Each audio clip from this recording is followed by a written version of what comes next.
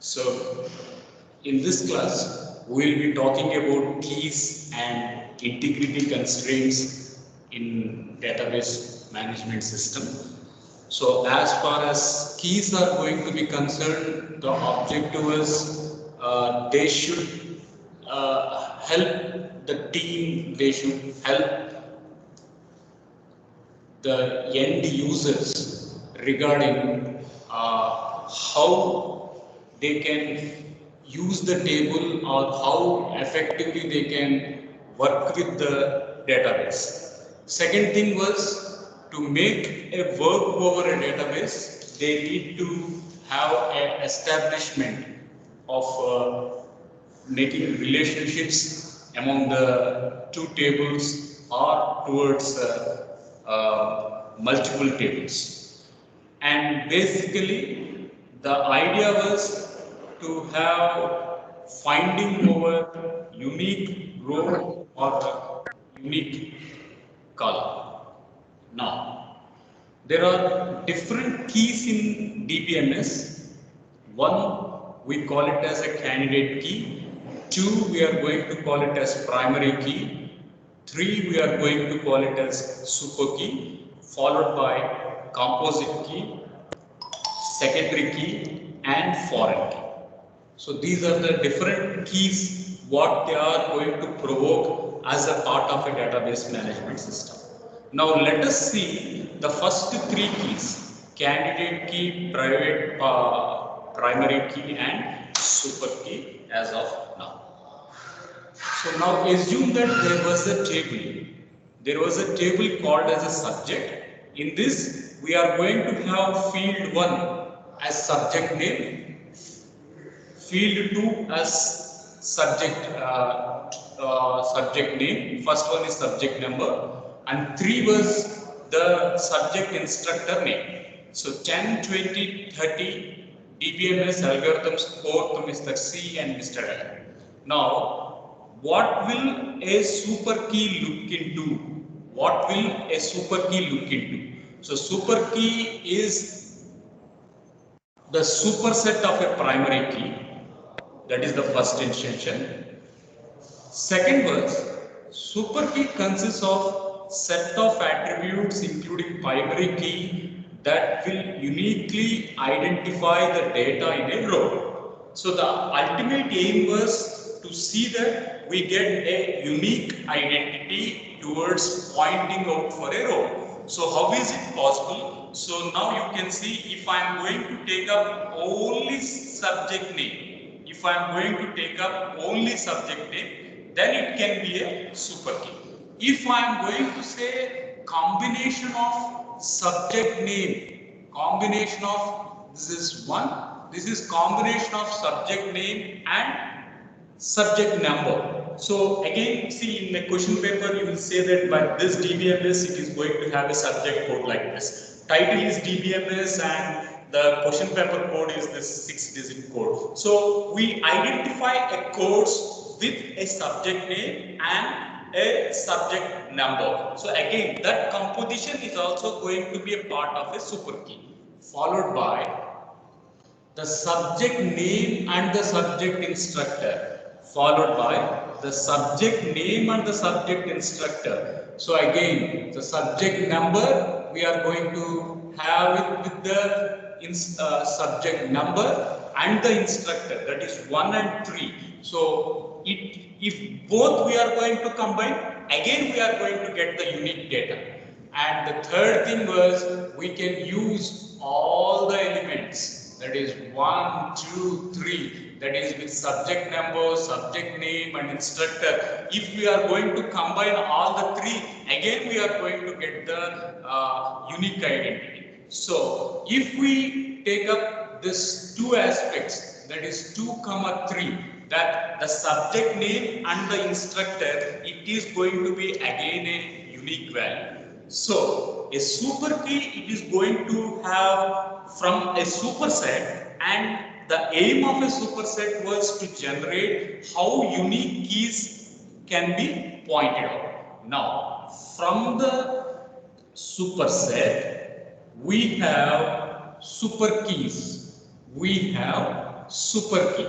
From the super key, we will generate candidate key. From the super key, we will generate candidate key. From the candidate key, we will generate primary key. From the candidate key, we will generate the primary key. This was the hierarchy what we are going to follow. From the candidate key, we are going to get a primary key. The topmost element, we are going to call it as super key. Next element, we are going to call it as candidate key. Next element, we are going to call it as primary key. This was the hierarchy what we are going to use. So after a superset has been derived, the next was to use a candidate key. The next was to use a candidate key. So in this candidate key, now to make a unique identification of a row, we can say either it can be a subject number or it can be a composition of a subject name and a subject instructor. So it can be a composition of subject name and subject instructor. If this is the case, then these two are going to be the probability where candidate key is going to be generated. It is going to be defined as a key which is going to be minimal. So this word is very important. The agenda was to identify as minimal key we need to generate, and of course the primary aim was we need to identify the table. Now the primary key, it is going to be a unique key, not null, and which it is going to be taken up from the candidate key. Superset generates super keys. Super keys, we have to choose candidate keys. From candidate keys, we have to choose the primary key. This was the hierarchy we have to follow. So primary key, now it is going to be the subject number is going to be the primary key. So we talked about a super key, we talked about primary key, and we talked about the candidate key. Now, as far as primary key is going to be concerned, it is going to be a column or group of columns in a table, and the aim was to uniquely identify each row. So that was the intention. When we are going to use a primary key, it can be manufactured within a column or it can be manufactured with a group of columns in a table, and the end intention was to see that only unique rows can be identified. So for that item, we are going to choose a basic primary keys. So no two rows can't have the same primary key value. If I'm going to say register number as a primary key, if I'm going to point out register number as a primary key, and I can say that 565, 566. So 565 and 566, they are going to be a unique items. They are going to be the unique items, no doubt about it. But when I can say that there are two entities, 565 and 566, yes, it is okay. But if I am going to say 565 and if I am going to repeat it again, only one occurrence is going to be chosen. So only one occurrence is going to be chosen. So another aspect was primary field cannot be null. Another aspect was primary field cannot be null. So that is another intention. So it is never modified or it is not going to be updated if there is a change from the foreign key, etc. So these are some of the basic rules of a primary key what we are going to understand. Now, what is the syntax towards creating a primary key in a table? The next question was, how can I create a primary key? So here is an example here, the table name, create table with the table name. We are going to call it as a student detail. This is the table name here, and the roll number of a student, the register number of a student, belong to an integer, and we are going to say it is not null and it is going to be a primary key. It is not null and it is going to be a primary key. That is how we have to make a declaration for a primary key when we are going to do it as a part of a table. If we are going to do it directly inside the table, then we can create it in this form. So next we do have number followed by marks, etc. Now, there are other ways. There are other ways how we can add a primary key after creating a table. So I created a table. At that time I didn't give any constraint, I didn't give any condition that this field should be a primary key. At this case, how can I do it? You can say that alter table, you can use a reserved word called as an add, and then we can make a word called as a constraint here. We can make a word called as a constraint here, and then we can say that primary key here, primary key, it is going to be a student detail, and it is a composition, and it is going to be a composition of two fields, that is roll number and name. So in the previous example we have taken a single column, but in this example we are going to make a composition of two fields. This is field 1 and field 2. So this is field 2 and this is field 1. Using field 2 and field 1, now we are going to make a combination of two fields. We are going to make a combination of two fields, and that combination of two fields, they uniquely identify the row. They are going to uniquely identify the row. So that was the main intention of using this primary key. Main intention of using the primary key.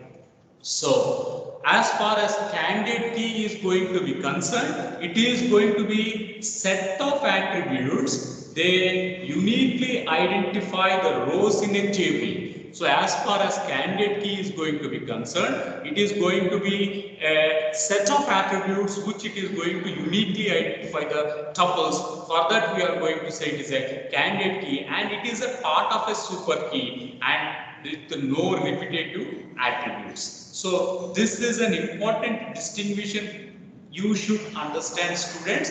Primary key will be a part of a candidate key. Primary key will be a part of a candidate key. There is no special primary key. First we are going to have a superset. From the superset we have super keys. From the super key we have to take up candidate key. From the candidate key we have to take up primary key. This was the most important hierarchy what we are going to consider. So it contains unique fields, and it may have multiple attributes, and it should not contain null values, and it should maintain uniqueness. So these are the different properties for a candidate. So now here is an example which gives us pure justification. So I can say student ID, roll number, first name, last name, and email. So what will be the super key? So super key, then we have a candidate key, then we do have a primary key, followed by the alternate key, keys. So here is an example what we can see that. So student candidate key, it can be a student ID, it can be a roll number, or it can be a email ID. So these three are going to be unique keys, and the tuples, the rows can be uniquely identified. From that, as per the domain, we are going to choose one. Those items we are going to call it as a primary key, and alternate keys we call it as secondary keys. Alternate keys we are going to call them as secondary keys. So if student ID was not a primary key, who can be the next key? It can be a roll number, or it can be an email, to make a unique identification. To make a unique identification, this is how the keys are going to be managed. So now I can just recap what is the role of a super key. It is going to identify tuples in a database which are going to be unique, etc. And it is a superset where candidate keys are going to be part of a super keys. And from the from the candidate key, we are going to generate the from the super keys, we are going to generate the candidate keys. So now you can see employee SSN, employee ID, employee name and email. So here we can see there is some set of super keys. What was the set of super keys? It can be only SSN, it can be an ID, it can be an email, and it can be a SSN with employee ID, it can be an ID with employee name, SSN, ID and employee ID, SSN, employee name and employee ID. So there are number of probabilities to be a part of the super keys, to be a part of a super key. So the aim was for unique identity of rows. The identity was to have a unique identity of rows. Okay, now we derived the set of super keys. Now we have derived the set of super keys. Now from the super key we need to get the candidate keys. From the super key we need to get the candidate key. So now the candidate keys which can be as, it can be a SSN number, it can be an ID or it can be an email. So from the set of candidate keys,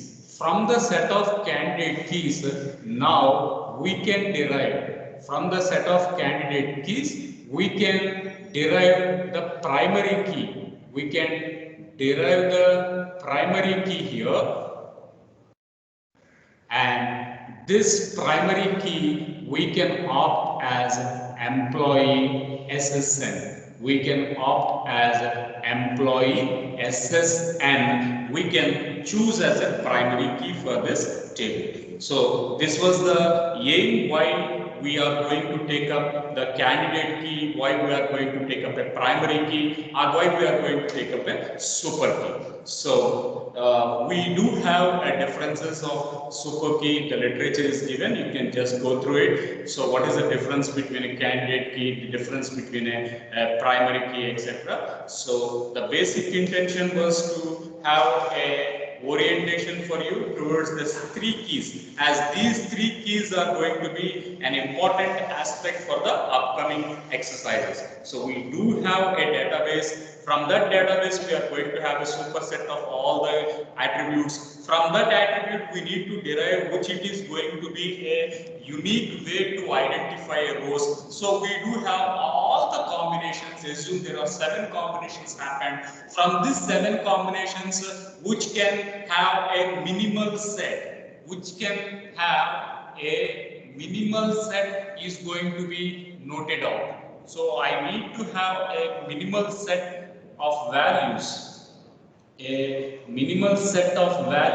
and for that minimum set of values we are going to generate a candidate key. From that minimal set we do extract the primary key, and that is how we are going to end up with this keys. So I can stop recording.